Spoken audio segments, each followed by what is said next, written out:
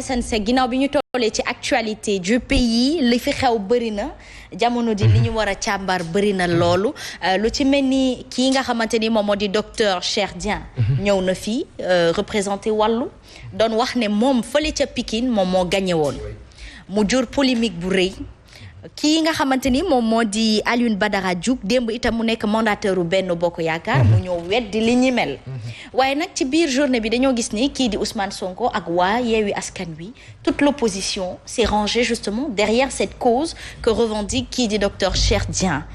ñu déglu ci Ousmane Sonko nag mu wax ci ne itam am na ay avocats yoo xamante ni kiit yi ñu yor lu leer la kon nag maanaam kee daa gagné docteur Cheikh Dieng daa gagné ñu bëgg ko foqati ci loxoom est-ce que loolu am na noo ko gisee. Hier on a eu monsieur Diouk Alioune Badara et dans le souci de l'équilibre moi-même personnellement j'ai préféré ne pas devoir lui faire face. Pourquoi? Parce que j'ai déjà pris position pour monsieur Cheikh Dieng. Pour man Cheikh Dieng moo gagné surtout ko ndiko ko fan gis nañu journaliste bu nekk Walfadjri confirmé ko ne Cheikh Dieng moo gagné ma basé wu ci loolu basé wu tam ci yeneen source yu ñu am yoo xam ni jox nañ ñu information ne Cheikh Dieng moo gagné ci procès verbaux ya maintenant waa Benno ñoom nee nañu ñoom ñoo gagné déglu naa monsieur Diouf mu ne fële ca Jidda Caaroy kaw defe naa dañ fa gagné Cheikh Dieng donc mënul wax lu ni mel par rapport à la ville de Pikine may wax monsieur Diouf ginnaaw bi mu défendre boppam ba pare avec tous les égards et honneurs yu ñu am à son endroit le président Macky Sall a dit qu'il est majoritaire actuellement ci local yi. Oui. Et pourtant dañ koo gagné ci fi mu gën a soxla. Les grandes villes. Les grandes villes. Il dit que non, il nous reste 80% des localités. Par conséquent, quand quelqu'un perd Djiddah Thiaroye Kaw soi-disant et se retrouve majoritaire dans d'autres contrées, ben bu fekkee PV yi loolu la wane kooku moo gagné léegi nag lu ni mel. Cour d'appel dana ko leeral am nañu weeru yàlla pour leeral lu ni mel yàlla na ci yàlla def sutura bu fekkee ni Timbo moo gagné Abdoulaye sunu kilifa ba baax boobu nañu ko wax confirmer que wane preuve yi aussi buñ ne rek nañ taxañ rek daal di jàllale non il faut que mu leer aussi. Justement ñii fa nekkoon suñu waay natango yi nga xamante ni ñoom ñoo àndoon ak ñoom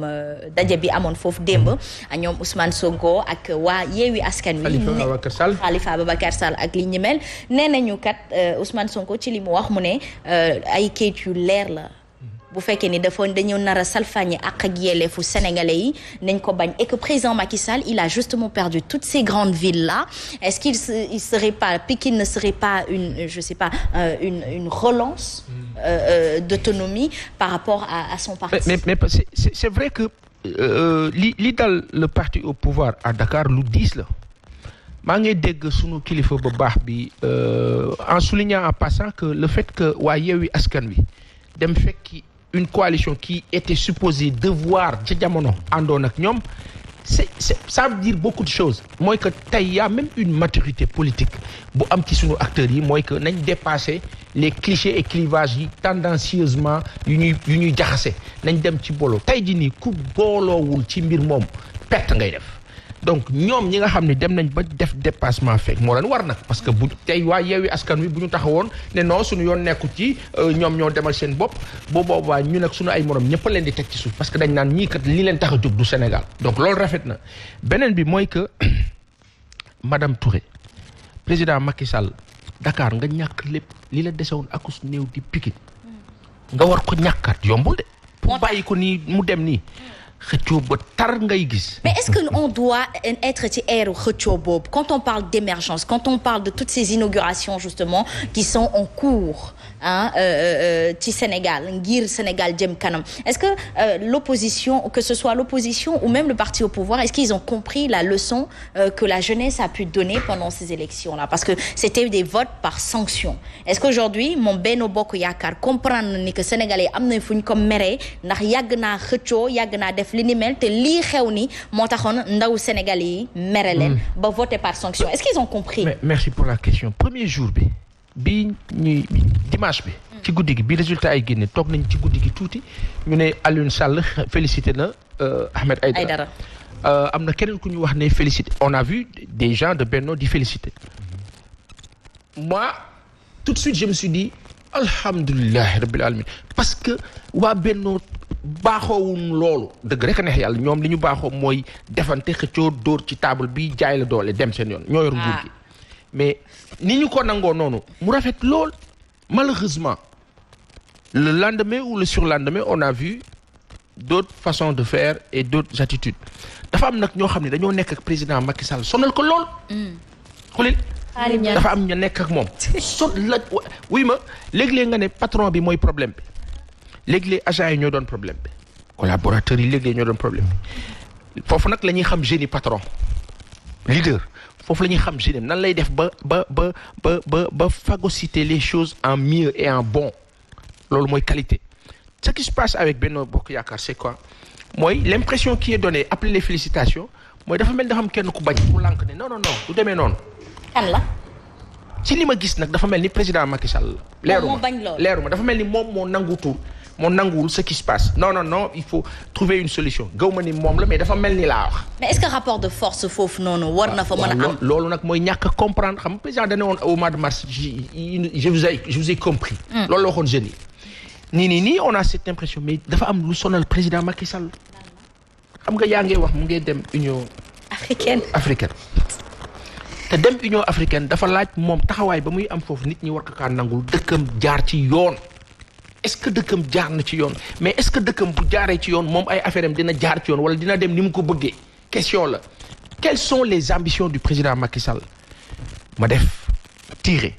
du 6 xam nga lu tax ma def tirer du 6. au lieu de tirer du 8 xulil. xam nga lu tax. oui. parce que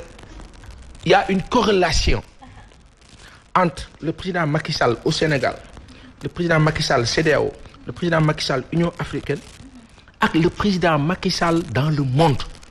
te malheureusement le président Macky Sall a signé des accords avec la France et c'est cette France-là qui aujourd'hui dit ma dégg nag benn kàddu bu ma xaw a tiital. mooy lan. Anne Hidalgo mu wax ma ne ci li ma yëg dafa ne la France pour mu préserver ay intérêt fii ci Afrique foog mu wéeru ci Macky Sall. Macky et pourquoi. waaw léegi nag loolu xaw na maa tiital. pourquoi président Macky Sall. daf ma tiital ci aspect yu bare. daf ma tiital ci président Macky Sall tiital ma ci Anne Hidalgo est socialiste. Anne Hidalgo est une grande amie la grande mairesse de Paris elle est une grande amie à monsieur Sall Khalifa Ababacar donc may wax ne foofu Khalifa Ababacar Sall bis bu ko ci nit ñi laaje faw mu leeral position par rapport ak ce dicton là francophile qui fait que ils sont toujours restés colons te loolu àdduna bi dem na dem boo xam ni dafa changé donc président Macky Sall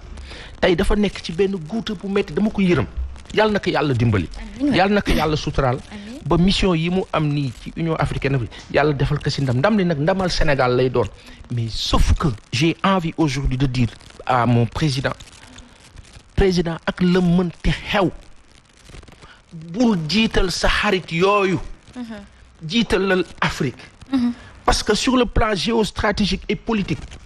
nasaraan dafa soxla Afrique de l'Ouest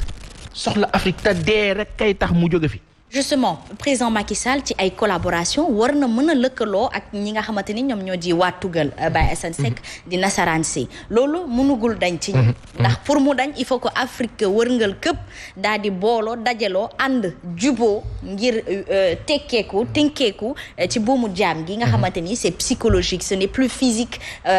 au jour d'aujourd'hui le président Macky Sall aussi prône pour justement l'émergence du Sénégal alors dans cette émergence peut-être que oui nit la kese léeg-léeg mu juum ci yi nga xamante ni moom lay teg wala ñu jumloo ko wala ñi ko wër mën nañ ko jumloo mais en venir à dire que justement pour préserver les biens ou même les intérêts de l'Europe il faut se reposer sur son dos ça nous interpelle. ça interpelle tout Africain. Et aujourd'hui, si on fait de lui, parce que wax nga ko pour nekk président de l'Union africaine, Madame Cissé, il faut sa dëkk dox ci nekk ci yoon. ñu gis sa bonne gestion ak sa bonne gérance. Mais bu ñu suxandikoo ci mars, ñu suxandikoo ci 2019, ba tey di ñuy waxtaane Sénégalais yi ñoom ñoo ngi ñaxtu. En tout cas lu ëpp ci Sénégalais yi ndax dafay am ñoo xamante ne naan équilibre nag mënut a weesu li nga xamante ni moo ne fàng ñu gis ko. Bu fekkee ni c'est sur 100%, 70% ou 80% des Sénégalais ñoom ñoo ngi ñaxtu bañuñu nag ne que am na ba tey am na ñoo xamante ne dañuy ànd ak ñoom mais bu fekkee ni cette bonne gestion n'est pas totalement reconnue par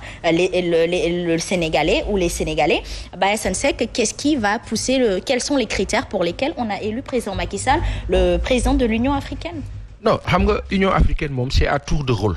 Donc dëkk bu ne da ngay gàddu gérer dem sa yoon daal di léegi nag sa taxawaay nag fa la ñuy defee différence bi.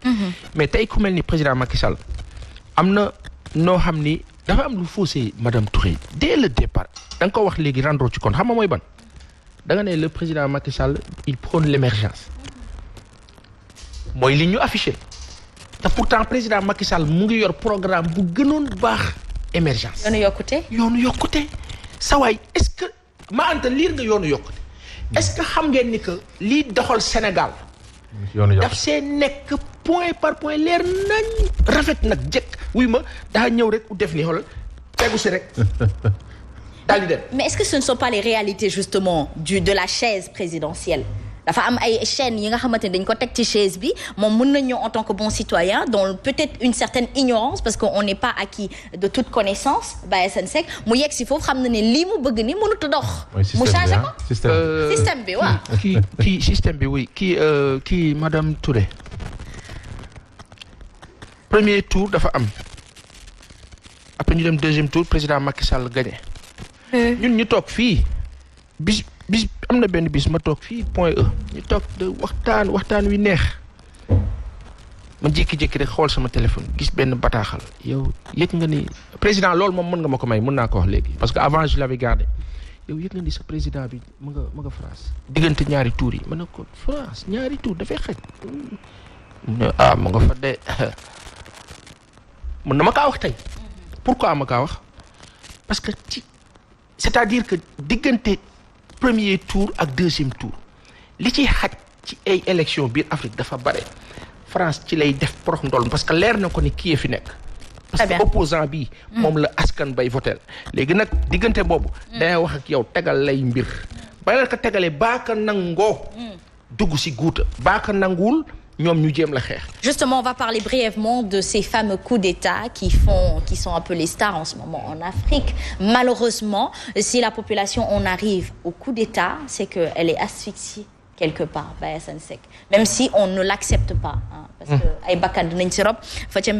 Guinée-Bissau démb dégg nañ président bi moom nee na il y a eu beaucoup de morts waaye nag moom sant yàlla mi ngi ci jàmm. Guinée, Niger, Burkina Faso, Mali, Guinée-Bissau, ça fait 5 pays. ñëpp presque ci même zone bi te ñëpp à part les lusophones Guinée-Bissau nekk ay francophones. Pourquoi? Parce que ci jamono nasaraan moo daan teg coup d'état yi parce que d'accordul ak Sylvanus Olympio bu Togo qui était hyper panafricain et panafricaniste d'accordul ak ku mel ni Ahmed Sékou Touré ak ñeneen mu fexe xeex leen Thomas Sankara ñëw nekk un jeune bu am gis-gis Mitterrand xool ko ndeysaan discours am ba mu def Mitterrand xool ko xamal ko ne ko vous êtes encore jeune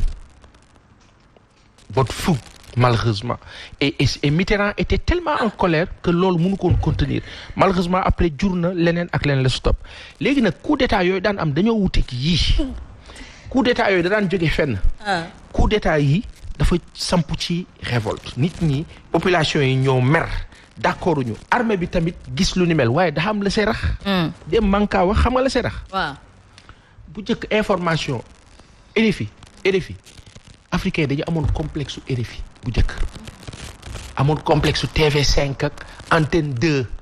ba waxee ñu naan la non moi je regarde TF1 complexe boobu ak costume ak cravate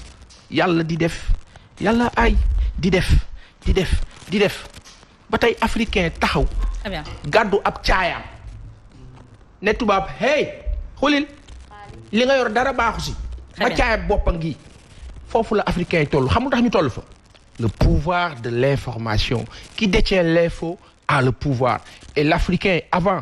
était acculturé dañ ko doon gëmloo ay affaires léegi l'Africain a compris pourquoi parce qu'il y a eu les médias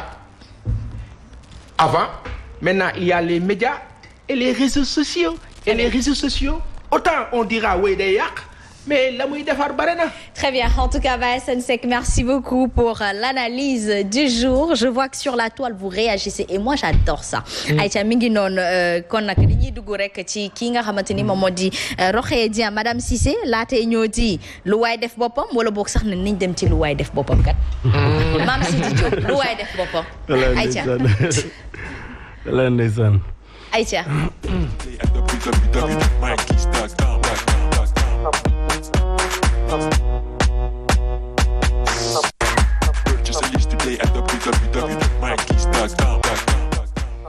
fan nga teg lu waay def boppam. wala ndeysaan